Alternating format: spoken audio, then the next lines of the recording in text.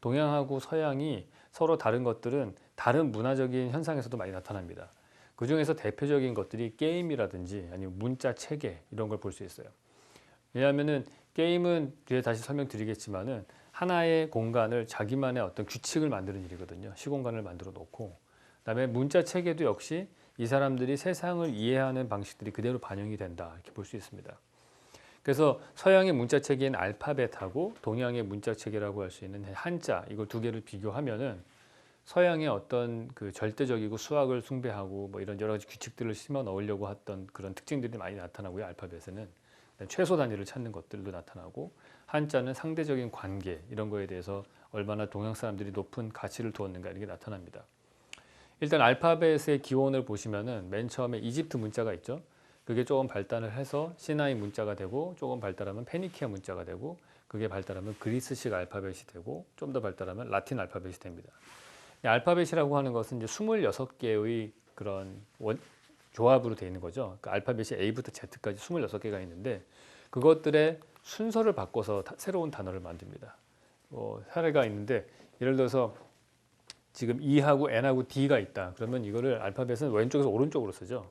그래서 한쪽 방향으로 계속 하나의 축을 이루어서 씁니다. 왼쪽에서 오른쪽으로 쭉 쓰고 대신에 그 알파벳의 순서를 바꿈으로 인해서 문자의 의미가 달라져요. 단어의 의미가. E를 앞에 쓰고 N을 가운데 쓰고 D를 뒤에다 쓰면 끝이라는 뜻이 되고요. D를 앞으로 꺼내오면은 D, E, N 순서로 쓰면은 than이라고 해서 동물원의 우리 이런 다른 뜻이 됩니다. 그러니까 이런 걸 만드는 사람들의 사고 방식은 최소 원자 단위가 있고 그것들을 콤비네이션의 순서를 바꿔가지고 새로운 단어를 만든다. 이런 사고 방식을 갖고 있는 거예요.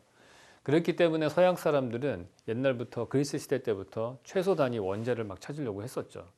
그래서 우리가 보면은 기원전 6세기의 탈레스는 모든 만물의 근원은 물이라고 생각을 했고 기원전 5세기에 엠페도클레스는 물, 불, 공기, 흙 이렇게 봤고요. 데모크리토스는 원자라고 생각을 했고 그래서 최소 단위가 합쳐져 가지고 세상을 구성한다 이렇게 믿었던 사람들이기 때문에 문자 체계도 26개의 최소 단위를 만들어 놓고 그거의 컨비네이션을 바꿔서 하나의 단어를 새로운 뜻을 만드는 거예요. 그랬기 때문에 사실은 어떻게 보면은 이 사람들이 계속해서 최소 단위를 찾아서 원자를 찾고 쿼크를 찾고 가는 단계로 갔고요. 또 하나는 유전공학이라고 하는 것도 사실은 이런 개념을 갖고 있었기 때문에 만들 수 있었다 볼 수 있습니다. 유전공학이라고 하는 게 결국에는 복잡한 유전자 그 코드를 갖고 있지만은 가만히 들여다 보면은 A, G, T, C 이 네 가지 염기의 순서를 바꿔가지고 새로운 세포 어떤 유전 코드를 만드는 거잖아요. 모든 생명체가 다 결국에는 네 개의 염기의 순서만 바꿔서 만든 거란 말이에요. 그러니까 그런 개념을 갖고 있었다고 생물을 그렇게 이해했던 거는 26개 알파벳으로 단어를 만들었던 사람들이 충분히 가질 만한 사고방식이다. 그렇게 볼 수 있습니다. 그래서 보면은 근데 반면에 동양이라고 하는 것들은 좀 독특해요.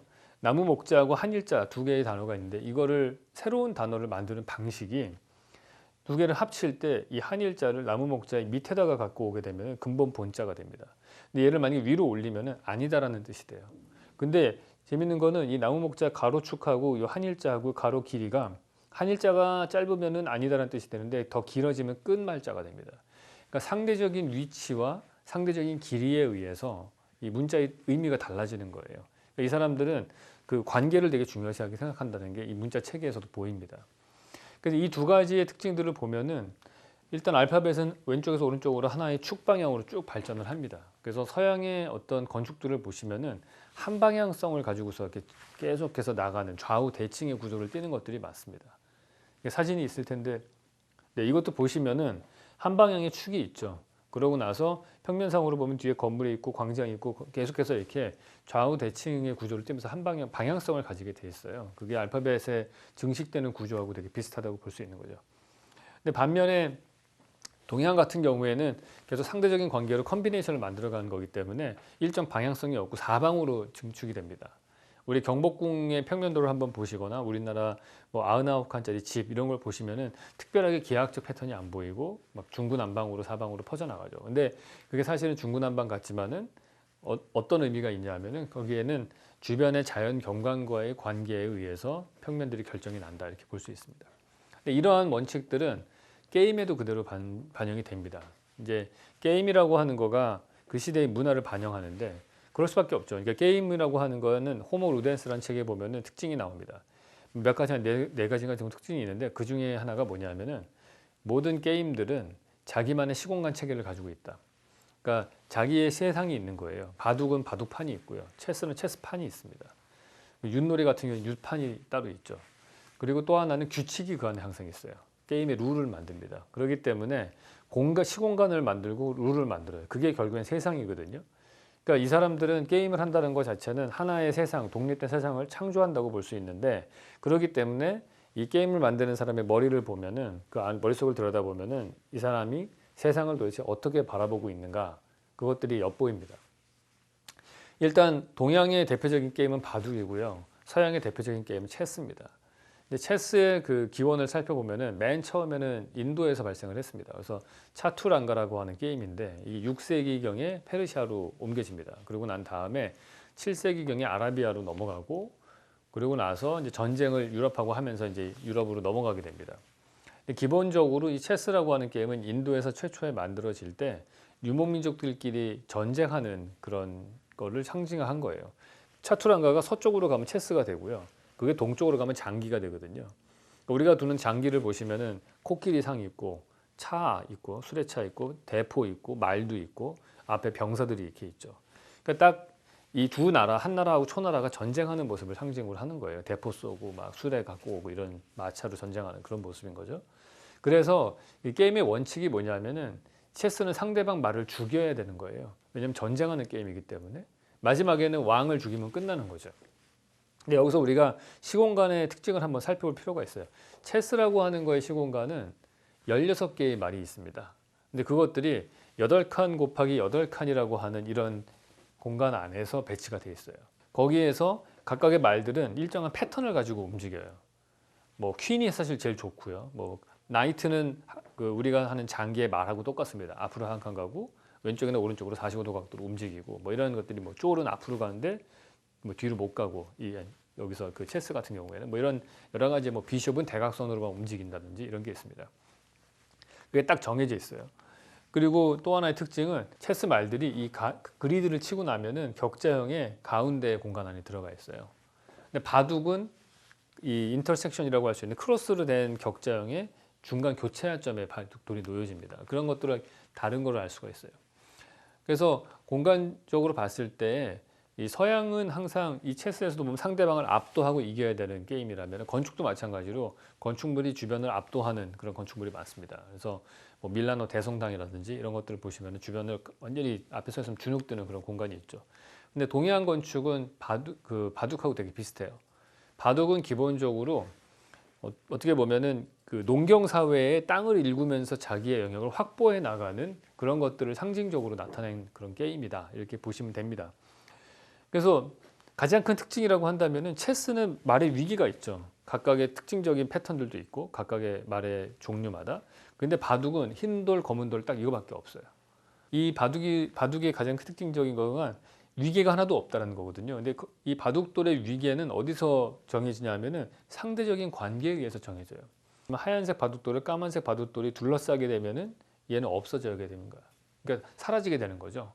근데 여기서 또 중요한 사실은 바둑이라고 하는 게임은 상대방 돌을 많이 갖고 오는 게 이기는 게 아니고 빈 공간을 많이 만드는 게 이기는 겁니다. 그래서 이 바둑돌은 저 어렸을 적에 맨날 그 형이랑 바둑 두면 게임의 룰을 잘 몰라서 무조건 상대방 말을 많이 먹는 게 이기는 건 줄 알았더니 나중에 봤더니 이 계산하는 방법이 다르더라고요. 그 빈 공간을 많이 만든 집을 많이 만든 사람이 이기는 거예요. 그러니까 비어 있는 공간에 큰 가치를 두는 동양의 사고 방식이 이 게임에도 그대로 드러난다고 볼 수 있습니다. 여기서 만들어지는 이 패턴들은 여러 가지로 해석이 가능해요. 우리가 만약에 까만색 돌을 건축에서 쓰이는 담장이나 뭐 기둥이나 뭐 이런 건축 요소고 하얀색 돌의 영역이 자연이라고 본다면은 그게 마치 우리가 산속에 지어져 있는 절의 패턴 같이 서로 이렇게 막 주고받으면서 이렇게 위치를 바꾸면서 증식해 나가는 그런 모습을 볼 수 있습니다. 그러니까 마치 뭐 뒤에 나오는데 이제 카츠라 빌라 같은 평면도랑 되게 비슷해요. 그러니까 체스 같은 경우에는 이 말들이 계속해서 규칙적으로 움직이잖아요. 일정 패턴을 띠고서 그 건축적으로 봤을 때도 서양 건축은요 일정 룰을 계속 만들어요. 어느 시대를 대표하는 그런 양식들이 있습니다. 뭐 도릭 양식, 이오니아 양식, 콜린트 양식 이런 것들이 있기도 하고 뭐 플라잉 버트레스 뭐 이런 것들이 만들어지기도 하고 네, 이런 것들이 계속해서 이런 양식들을 만들어가고 이 양식들이 반복돼서 나오면서 그게 그 서양 건축을 규정을 합니다. 그런데 체스 말들이 왜 기하학적으로 계속 패턴이 움직이잖아요. 그런 패턴들이 이거는 무슨 성당이냐면은 그 피렌체에 있는 성당이거든요. 성당의 도면인데 그걸 분석을 한 거예요. 기하학적으로 이렇게 됐을 것이다. 마치 체스 말들이 막 패턴들이 오버랩되어 있는 것처럼 보입니다. 그러니까 어떻게든 기하학적인 것들을 규칙을 넣어서 공간을 만들려고 하는 그런 패턴들이 좀 보여요. 근데 반면에 동양은 그런 게 거의 없습니다. 바둑은 패턴이 전혀 없고요. 모든 바둑판이 다 다르다고 얘기를 하죠. 거기다가 동양 건축의 가장 큰 특징 중에 하나가 양식이 없습니다. 그냥 기둥 4개 세우고 지붕 얻는 게 그게 끝이에요. 그게 한 번도 바뀐 적이 없습니다. 예전에 몇천 년 전에 만들어졌던 그 기둥 4개 그 위에 지붕 얻는 그런 양식들이 사실 수천 년 동안 계속 반복해서 나와요. 그 마치 레고 블록이랑 비슷하다 이렇게 볼 수 있을 것 같아요. 그러니까 레고라고 하는 그런 장난감을 보시면 레고 블록 기본 모듈 그거를 계속해서 모양은 다르게 만들잖아요. 그래서 그 패턴들이 계속 바뀌지 않아요. 이게 전형적으로 동양의 건축과 서양의 건축의 공간을 보여주는 특징입니다. 상당히 중요한 다이어그램이에요. 보시는 것처럼 격자 무늬가 있는데 그 안쪽을 점유하고 있죠. 이게 내부와 외부가 명확하게 구분이 난 그런 공간 체계를 보여줍니다. 그래서 일반적으로 우리가 건축 도면에서 선은 벽을 뜻하거든요. 그러니까 벽 중심의 건축이다 이렇게 볼 수 있고요. 바둑돌 놓는 것처럼 이게 4개의 코너에 기둥들을 세우게 되면은 이게 하나의 공간이 되는데 여기 지붕이 놓여지겠죠. 근데 이 공간은 내부와 외부가 되게 명확하게 구분되지는 않습니다. 기둥하고 기둥 사이가 비어 있기 때문에. 그래서 보시는 것처럼 경계가 모호한 그러한 공간 체계가 나와요. 이게 서양의 공간과 동양의 공간의 가장 큰 차이점입니다.